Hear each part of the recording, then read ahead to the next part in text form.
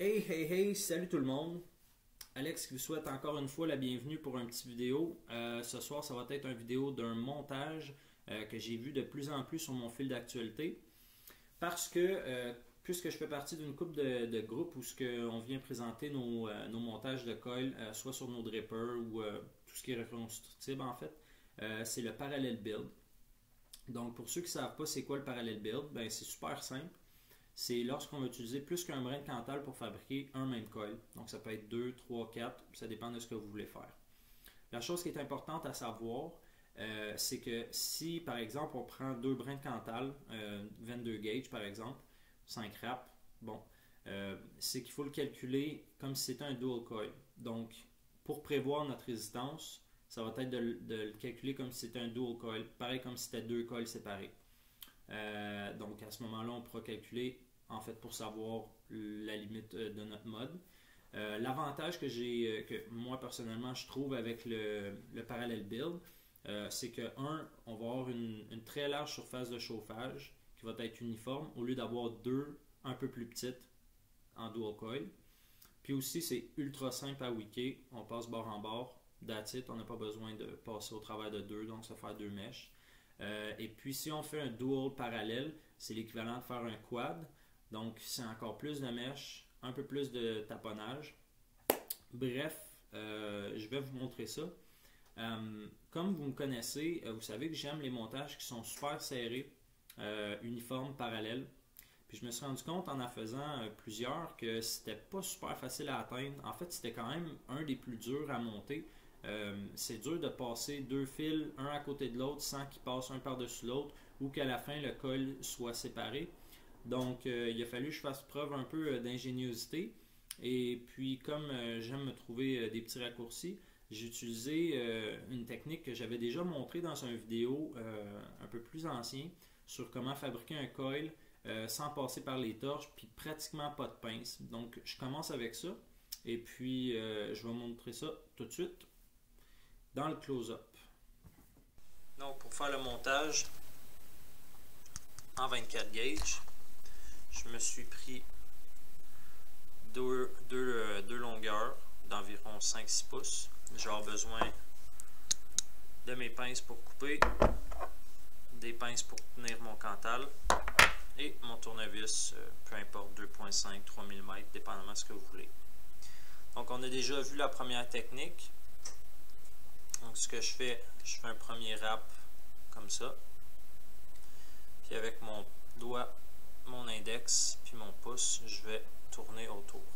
Donc là, si on se donne un chiffre, si on dit qu'on fait un parallèle de 5 wraps, ce qui est important, comme d'habitude, on va aller plus que ce qu'on veut.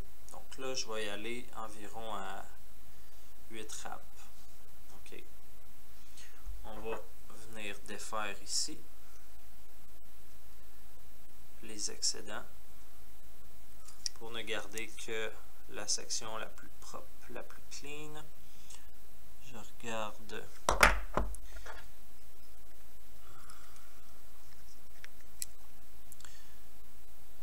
on va y aller comme ça. 1, 2, 3, 4, 5, 6, 7, 8. 8 fois. Là, ce qu'on va faire, on va un peu écarter le premier lead, comme ça, pour laisser de la place à notre deuxième Cantal. Donc, moi, je vais le tenir comme ça dans mes mains.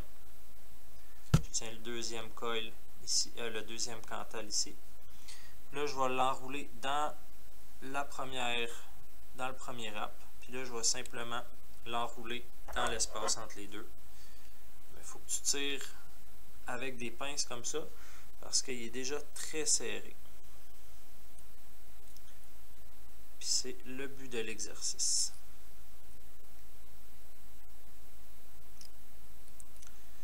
Là, je ne peux pas imaginer meilleure façon pour avoir un coil parallèle très serré. Là, comme je suis rentré à la droite du premier lead, je vais finir à droite du dernier lead. Ça. Donc là, je suis à gauche. Et je vais terminer à droite. Comme ça. Donc là, si on regarde regarde vite fait, on voit que mon premier puis mon deuxième wrap sont pas très beaux. Je vais venir couper les leads un peu.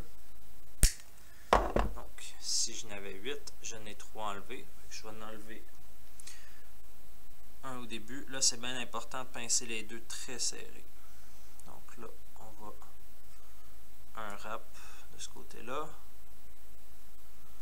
On va enlever un wrap de ce côté-là. Puis je vais en enlever un autre à la fin.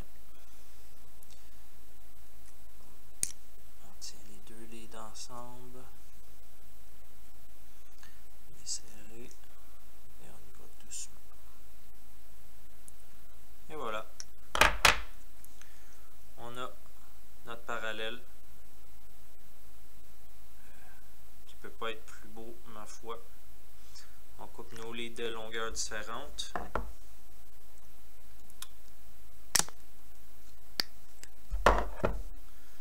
Comme ça. Puis on est prêt à l'installer dans notre dripper dans mon cas. Enfin, pas plus compliqué que ça. Là, je l'ai monté en dual, donc j'ai fait 5 wraps. Je m'en suis monté un deuxième. Mutation X version 1. Il m'est sorti à 0.78. On peut appeler ça un build tranquille. J'ai mis mon coton. Belle production de vapeur. Au niveau du goût, c'est super bon. On va regarder ça.